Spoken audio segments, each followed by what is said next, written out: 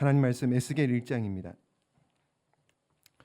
자, 1절부터 3절까지 말씀 찾으신 줄 알고 우리 한 목소리로 함께 합독하도록 하겠습니다.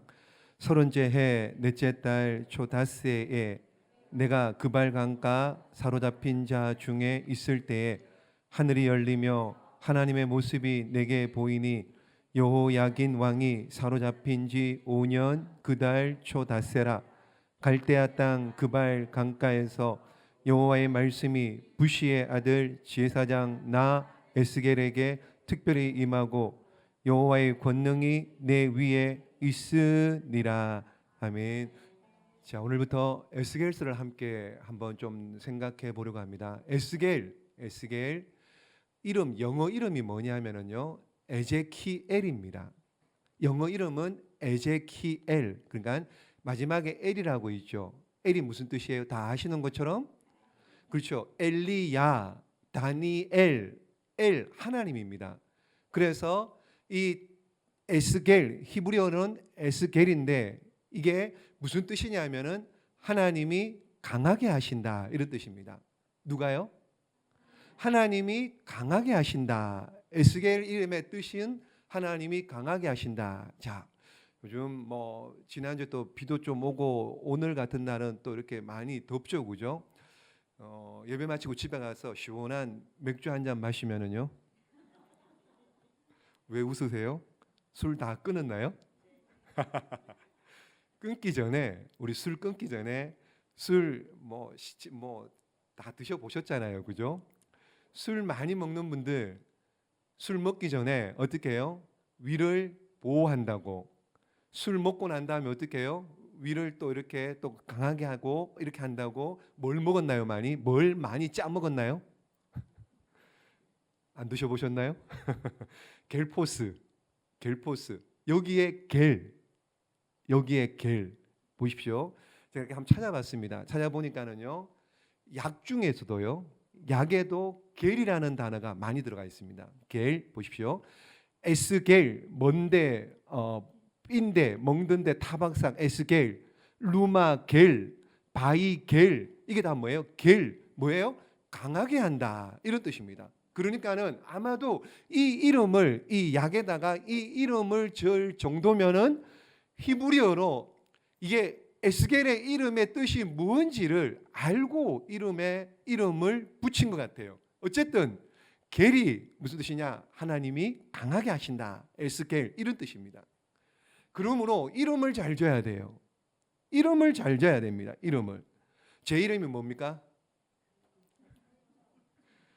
제 이름이 맑을 철자에 비우자를 씁니다. 맑을 철자를 씁니다. 물수변에 씁니다. 밝을 철도 있고요, 물수변도 있는데 맑을 철에 비우자를 쓰는데 이름에 비가 있어요. 이름에 물이 있습니다. 제가 청년 때 친구들하고 수영하러 갔는데요, 갑자기 옆에서 밀어가지고요 빠져서 죽을 뻔했습니다. 근데 그 친구가 제 이렇게 머리털 잡고 끄집어 꼴딱꼴딱 하는 걸 보고 안 되겠다 싶어서 끄집어 올려서 살았습니다. 그리고요, 이사 오기 우리 오정동에 살 때요, 어느 날 외출하고 돌아왔는데 작은 방에 문을 여니까는 장판이 이만큼 떠 있는 거예요.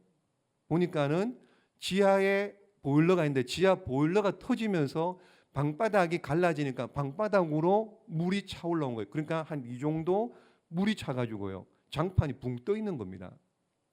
이사 오고 난 다음에요, 여기 이사 오고 난 다음에 이제 2층에서 처음엔 예배를 드렸잖아요. 그리고 3층으로 올라왔습니다. 올라오는 그 주, 그러니까 이제 내일이 주일이라면 금요일 날 저녁에, 그러니까 토요일 날 아침에 새벽에 일어나서 보니까 뭐가 아무래도 좀 수상해요. 이상해요. 그래서 내려오니까는 이 3층에 여기 방송실에 있는 배관이 터져버린 거예요. 배관이 터져가지고 물이 한 15cm 정도요, 신발이 잠길 정도로, 이 넓은 이 공간에 한 15cm 정도 물이 잠길 정도면은 밤새도록 물이 터져 나온 겁니다. 내일, 그러니까 토요일 아침이죠. 내일이면은 여기서 예배드려야 되는데 양수기 빌려오고요, 뭐 막 오라 그래서 같이 물 퍼내고요, 쓰레바지로 물 퍼내고요, 그런 일이 있었습니다. 그리고 난 다음에 좀 지나고 난 다음에요, 한 번 더 터졌습니다, 여기가. 그래서 그날도 새벽 예배 나온다고 4층에서 내려오는데 보니까는 벌써 철철철철거리는 거예요.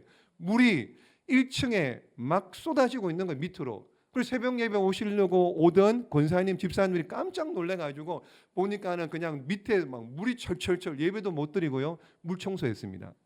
물 청소. 여기가 터져가지고 제대로 못한 거예요. 그리고 2년 전인가 2층에 갔는데 겨울에 했어요. 근데 너무 추웠습니다. 그 해 너무 추웠는데 2층 보니까는 뭐 이렇게 하려고 들어갔는데 화장실 앞쪽에 또 매트가 몇 장이 확 또 이렇게 들려져 있는 거예요. 보니까는 2층에 그 화장실 배관이 터져가지고 물이 또 쏟아져 나온 거예요. 비만 오면은 엘리베이터 안에 막 물이 차고요. 작년까지만 해도 비가 많이 오면은 장마 때면은, 지금 장마 때면은요, 이 4층에 비전홀 중간에 있잖아요. 비전홀에 물 이만큼 물이, 그러니까 벽 타고 들어왔어요. 너무 많이 올 때는 어떻게 해요? 여기도 지금 저기 물자국이 있죠. 물자국이 있습니다. 저기에 이 물. 그러니까 어느 날에는 이놈의 물 때문에요, 제가 너무 속이 상해가지고 막 물이 너무 속이 상해 혼자 본당에 앉아가지고 정말로 서럽게 많이 울었습니다. 어떻게 이름을 아무리 확률도 좋고 돌림도 좋지만 어떻게 이름에 비유자를 넣어가지고 이렇게 여러분, 이름을 잘 져야 됩니다. 이름을.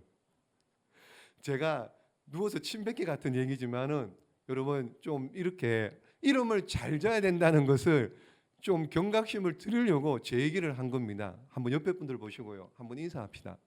이름을 잘 지읍시다. 유명한, 예전에, 지금은 아니에요, 예전에 영어 강사 있었습니다. 문단열이라고 하는 사람. 문단열입니다. 우리 젊은 분들은 많이 아실 텐데, 문단열. 무슨 이름을 딴 걸까요? 단열, 다니엘입니다. 다니엘 이름 땄습니다. 딸 이름이 문에스더입니다. 저 지난번 사역할 때 목사님 아들의 이름이 다넬입니다. 다넬. 그러니까 다니엘 이름을 따. 다넬. 한나의 아들 이름이 뭡니까? 사무엘이죠. 그래서 사무엘 이름을 따서 또 어떻게 많이 짓느냐? 삼열. 그러니까 단열, 삼열, 이런 이름들은 다 다니엘, 사무엘 이름을 딴 겁니다. 여러분, 그래서 이전하면서 교회 이름 공모할 때 기억나시죠? 교회 이름을 공모를 했었습니다. 그래서 제가 정말로 기도도 많이 하고요, 정말로 진지하게 기도하고, 그래서 하나님의 뜻을 이루고 우리 마음의 소원을 이루는 기도 교회, 그래서 이룸 교회라 하자. 그래서 제가 투표하기로 했잖아요. 다 까먹었나요? 여러분들이 이름 냈습니다. 여러분들이 이름 냈는데 제가 지은 이룸 교회라는 이름이 여러분들이 많은 표를 주셔가지고, 그래서 우리 교회 이름이 지금 이룸 교회입니다. 이룸 교회. 여러분, 이름 이야기하다가 여기까지 왔는데요, 어쨌든 이름을 잘 지어야 돼요. 에스겔, 하나님이 강하게 하신다, 이런 뜻입니다. 자, 다시 이제 본론으로 돌아왔어요. 에스겔서가 어렵습니다. 왜 어려울까요? 예? 자, 왜 어려우냐? 몇 가지 이유가 있습니다. 강단에서 설교를 잘 안 합니다. 들어본 적이 잘 없어요. 왜 그러냐? 이게 잘못 번역하고 잘못 해석하다 보면은 큰 오류가, 이게 이단 시비에 걸리기가 딱 좋습니다. 왜 그러냐? 환상이라든지 상징이 굉장히 많이 나오기 때문에. 그래서 강단에서 설교를 잘 안 합니다. 잘 들을 수가 없어요. 잘 못 들으니까 어떻게 해요? 이걸 또 읽으면 어려워요. 그러니까는 어렵습니다. 또 한 가지는, 두 번째로 에스겔서가 어려운 이유는 역사적인 배경을 조금 아셔야 돼요. 성경이 다 그렇습니다. 역사적인 배경을 좀 아셔야 돼요. 이스라엘이 남유다가 세 번의 바벨론 공격을 받고 포로로 잡혀가고 결국에는 망하게 됩니다. 첫 번째, 보십시오. BC 605년에 여호야김 왕 때 다니엘과 세 친구들이 포로로 잡혀갑니다. 바벨론 때. 바벨론 느부갓네살 왕에 의해서 포로로 잡혀갑니다. 다니엘이나 다니엘 세 친구들이 이때 잡혀갑니다. 두 번째 2차로 포로 잡혀갈 때가 언제냐면요, 597년 오른쪽에 있는 2차 포로 여호야긴 왕 때, 여호야긴 왕 때 에스겔 같은 사람, 에스겔 제사장인 에스겔, 그리고요 철공 목공수들, 이런 사람들이 포로로 잡혀갔습니다. 끌고 갔습니다. 왜 그러냐? 바벨론에 큰 성을 짓는데 성벽 공사하는 그 일의 그 노역을, 그 일을 시키기 위해서 2차로 포로로 끌고 간 사람들이 누구였냐면요, 철공수들, 목공하는 사람들, 이런 사람들을 끌고 갔던 겁니다. 자, 그래서 에스겔 오늘 읽었습니다. 1장 3절 한번 보십시오. 에스겔이 2차 때 포로로 끌려갑니다. 그리고는 3절 말씀 보세요. 3절 다시 읽어봅니다. 시작. 갈대아 땅 그발 강가에서 여호와의 말씀이 부시의 아들 제사장 나 에스겔에게 특별히 임하고 여호와의 권능이 내 위에 있으리라. 아멘. 갈대아 땅, 그냥 성경에 갈대아 나오면은요 바벨론이라고 이해하시면 돼요. 바벨론으로 포로로 잡혀가서 그발 강가에서, 그러니까 포로민들 정착촌, 포로 사람들, 유대에서 끌고 온 포로민들을 한 곳에 모아서 살게 했던 곳이 몇 곳이 있는데 그 중에 한 곳이 그발 강가, 그발 강가에서 에스겔이 살고 있는데 보십시오. 2절 말씀. 그때가 언제냐? 하나님의 3절 마지막에 여호와의 권능이 내 위에 임한 지가 언제냐? 2절 말씀. 여호야긴 왕이 사로잡힌 지 5년 그달 초닷새. 그냥 포로로 잡혀온 지 5년, 포로로 잡혀와서 5년이 지난 때에 그발 강가에서 하나님의 권능이, 하나님의 영광이 에스겔을 뒤덮은 거예요. 에스겔이 하나님을 만난 겁니다. 그때가 구체적으로 에스겔 나이가 몇 살 때였느냐? 1절 보십시오. 30째 해, 이렇게 나갑니다. 30째. 그럼 무슨 30째예요? 에스겔 나이 30살 때. 에스겔 나이 30살 때 넷째 달 초닷새, 그러니까 4월 초닷새니까 4월 5일 날 이렇게 된 거예요. 30년 30살 4월 5일 날 그발 강가에서 하늘이 열리고 하나님의 영광을 보게 된 겁니다. 자, 그리고는 보십시오. 포로로 잡혀온 지 5년이 지났죠. 5년이 지나고 난 다음에 정말로 시드기야 왕 때 남유다가 완전히 망하게 됩니다. 그러니까 포로로 잡혀온 지 5년 이후에, 그러니까 5년 조금 더 이후에 남유다가 완전히 망하게 됩니다. 그래서 586년, 외우기 쉬워요. 남유다가 세 번째 바벨론 공격에 의해서 포로로 잡혀가고 망한 때가 586 컴퓨터, 586년 시드기야 왕 때, 남유다의 마지막 시드기야 왕 때. 그러니까 유다에서 바벨론까지 1600km. 몇 킬로요? 서울에서 부산까지 몇 킬로요? 한 430km 정도요. 그러니까는 한 4배 정도 걸리는 거리를 묶여가지고, 쇠사슬에 묶여서 끌려가지고, 그래서 어떻게 해요? 자동차 타고요, 버스 타고요, 걸어서요. 몇 개월 걸렸느냐? 6개월 걸렸어요. 남유다에서 바벨론까지 1600km를 6개월 걸려서 포로로 끌려가게 됩니다. 이것이 마지막 세 번째 포로고 바벨론에 의해서 망한 해가 586년입니다. 그래서 먼저 와 있던 에스겔은 예루살렘이 완전히 망했다는 소식을 듣고 이제는 전하는 메시지가 또 달라지는 겁니다. 그런 내용들이 나중에 또 이제 에스겔 할 때 한번 또 보도록 하고요. 어쨌든 이런 역사적인 배경을 조금 가지고 그리고는 에스겔을 보아야 돼요. 자, 또 에스겔서가 어려운 이유는 무슨 이유냐? 처음에 말씀드렸죠. 환상, 상징이 많이 나옵니다. 환상, 상징이 많이 나옵니다. 어떤 경우에는 보면은요, 어떤 환상은 보면은 충격적입니다. 굉장히 공포스러워요. 굉장히 무서운 환상입니다. 이런 얘기들 에스겔이 본 환상이라든지 에스겔이 하나님으로부터 하라고 명령받은 일들, 이런 일들을 한번 보면은요 아주 기괴할 정도로요. 왜 그래요? 왜 이렇게 환상이나 왜 이렇게 상징들이 충격적이고 기괴할까요? 그렇죠. 왜 기억이 나면 아무리 말로 많이 해도 어떻게 해요? 알아듣지를 못하는 거예요. 알아듣지를 못해요. 깨닫지를 못하는 거예요. 그러니까 어떻게 해요? 이제는 눈으로 직접 보여주는 거예요. 눈으로 직접 보여주는 거예요. 에스겔을 통하여서. 그래서 본 에스겔이 가서 전해라. 그래서 굉장히 환상이 셉니다. 환상이 어떨 때는요 막 충격적이고 무서워요. 그래서 다 볼 수는 없지만은요 1장 한번 볼게요.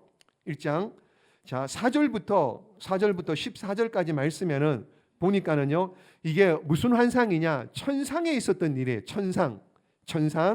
그러니까 하늘의 장면입니다. 5절 보십시오. 5절 읽어볼까요? 시작. 그 속에서 내 생물의 형상이 나타나는데 그들의 모양이 이러하니 그들에게 사람의 형상이 있더라. 내 생물 나오죠. 내 생물이 어떤 형상이냐? 6절 말씀 시작. 그들에게 각각 내 얼굴과 내 날개가 있고 그들의 다리는 곧은 다리요 그들의 발바닥은 송아지 발바닥 같고 광낸 구리 같이 빛나며 그 사방 날개 밑에는 각각 사람의 손이 있더라. 그 네 생물의 얼굴과 날개가 이러하니. 자 보십시오.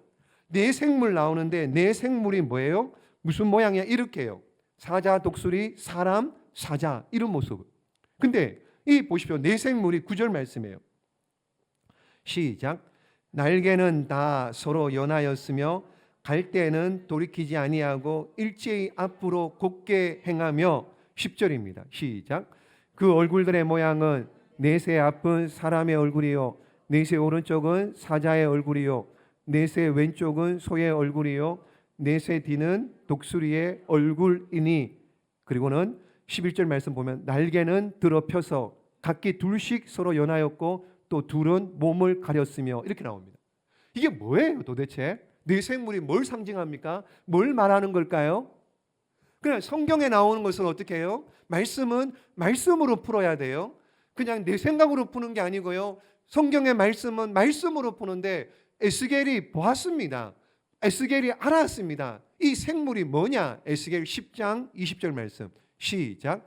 그것은 내가 그발 강가에서 보던 이스라엘의 하나님 아래에 있던 생물이라.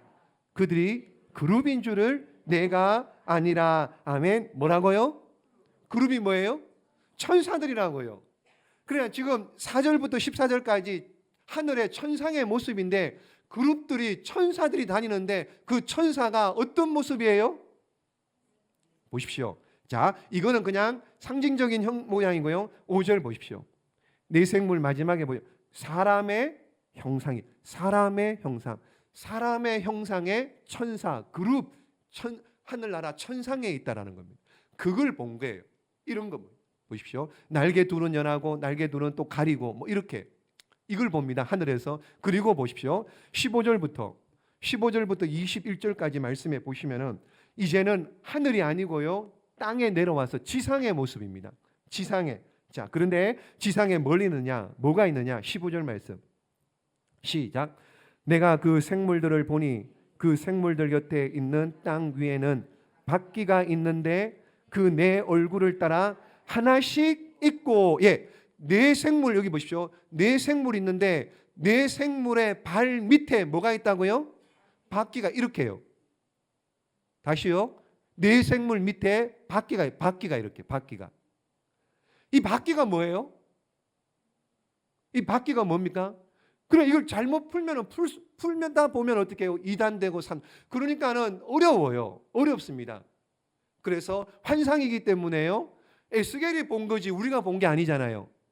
잘못 해석하기가 쉽기 때문에 에스겔 설교를 잘 못하는 거예요. 감히 보십시오. 이 네 바퀴는 뭘 얘기하느냐?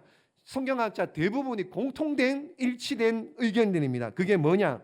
바퀴는 인생을 다스리시는 하나님의 섭리, 굴러가는 하나님의 섭리, 하나님이 인간을 다스리는 원리가 바퀴와 같다. 바퀴와 같다. 그런 뜻입니다. 이 바퀴, 내 생물이 바퀴 위에 타고 있습니다. 그 다음에 22절부터 볼게요. 22절부터 마지막 28절까지 자, 이 내 생물 위에 뭐가 있어요. 이게 뭐가 있습니다. 내 생물 위에 한번 볼게요. 26절 말씀 시작. 그 머리 위에 있는 궁창 위에 보좌의 형상이 있는데 그 모양이 남보석 같고 그 보좌의 형상 위에 한 형상이 있어 사람의 모양 같더라. 아멘. 딱 읽어보니까 뭐 같아요? 뭐 같아요? 여기 잘 보십시오. 26절 말씀에 내 생물 머리 위에 궁창, 궁창, 창세기에 나오는 궁창 위에 보좌가 형상이 있는데 보좌의 형상, 그 보좌에 보십시오. 남보석 같고 보좌의 형상 위에 한 형상이 있어. 보좌가 있는데 한 형상이 있는데 형상에 누가 앉아 있어요? 사람의 모양. 누굽니까? 하나님. 여기 보십시오. 이런 식으로요.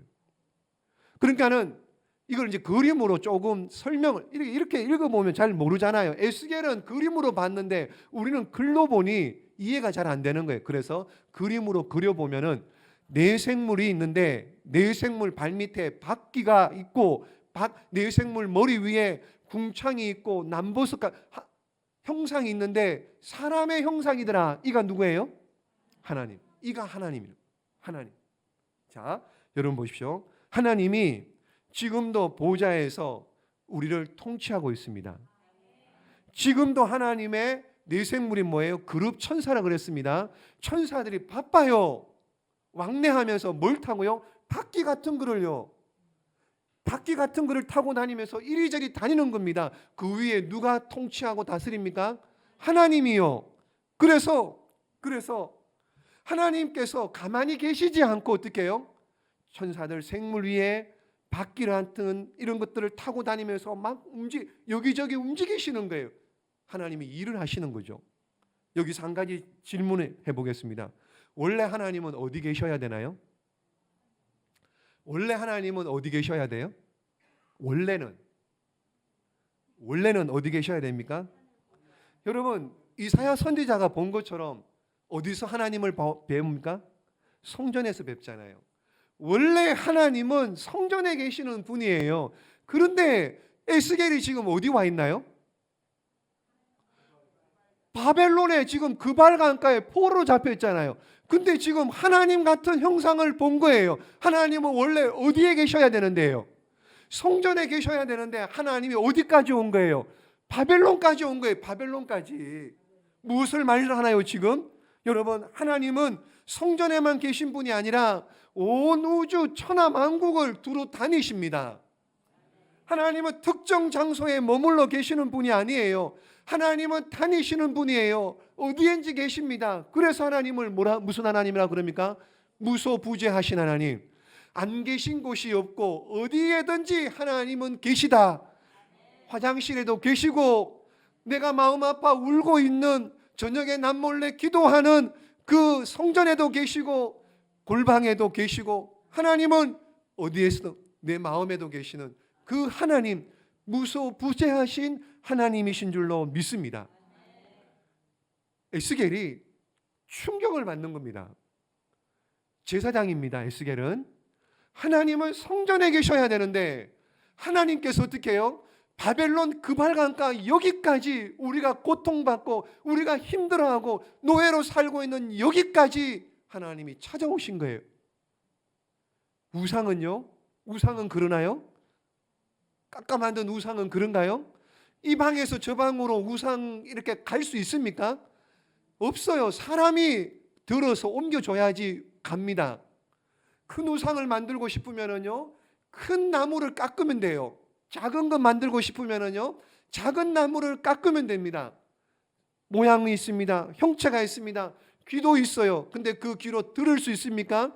입도 있습니다. 말할 수 있습니까? 손이 있습니다. 발이 있습니다. 움직일 수가 있나고요. 사람이 움직여줘야지 움직이는 겁니다. 그런데 하나님은요, 하나님은 어디에든지 함께 하시고 무소부재하신 하나님.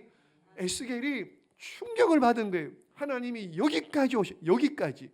도대체 하나님은 성전에 계셔야 되는데 우리의 아픔, 우리의 고통 가운데 여기까지 오신 그 하나님, 에스겔이 충격을 받아요. 그래서 이 사실이 에스겔을 푸는 열쇠입니다, 여러분. 자, 하나님이 막 다니십니다. 막 다니세요. 그래서 하나님의 임재가 머물기도 하고요, 하나님의 임재가 떠나기도 합니다. 여러분 10장을 이제 볼 텐데, 나중에 에스겔 10장 보시면 하나님이 떠나요. 성전을 떠납니다. 성전을. 저들을 어떻게, 이스라엘 백성들을 어떻게 택하셔서 이스라엘 출애굽을 시키고 반석에서 물을 내시고 홍해를 건너게 하시고 만나를 먹이시고 입히시고 먹이시고 40년 동안 광야에서 신발도 딸지 않고 옷도 헤어지지 않도록 그렇게 지키고 보호해 주셨는데, 저들이 하나님을 안 믿어요. 우상을 깎아서 만들고 그 우상에다가 절합니다. 같은 동족인데 착취하고 억압합니다. 여러분, 그러니 하나님께서 가만히 내버려 두시겠느냐 말이죠. 그래서 남유다를 바벨론에 망하게 합니다. 바벨론도 하나님께서 치시는 거예요. 그래서 남유다가 결국에는 하나님 백성이지만 망해버린 거예요. 망하면은 보십시오, 얼마나 슬픕니까? 얼마나 하나님의 택한 백성인데, 성경을 읽어보십시오. 출애굽기도 보면은요, 하나님께서 너무너무 막 아론 금송아지 만들어 놓고 막 펄쩍펄쩍 뛰고 이것이 우리를 인도하실 신이다. 그러니까 하나님께서 이 백성 다 썰어버리겠다 그랬더니까 모세가 뭐라고요? 모세가 하나님 앞에 간절히 기도하잖아요. 차라리 내 이름을 지우는 한이 있더라도 이 백성을 살려주십시오. 만약에 하나님께서 이 백성을 다 전멸시켜버리면 이방 사람들이 뭐라 그러겠느냐고, 세상 사람들이 뭐라 그러겠냐고, 하나님께서 불러낸 백성들인데 하나님께서 다 죽여버렸다고 이방 사람들이 욕할 것 아니겠냐고, 차라리 내 이름을 지워버리고 이 백성들을 살려주십시오. 그렇게 모세가 하나님 앞에 기도합니다. 중보합니다.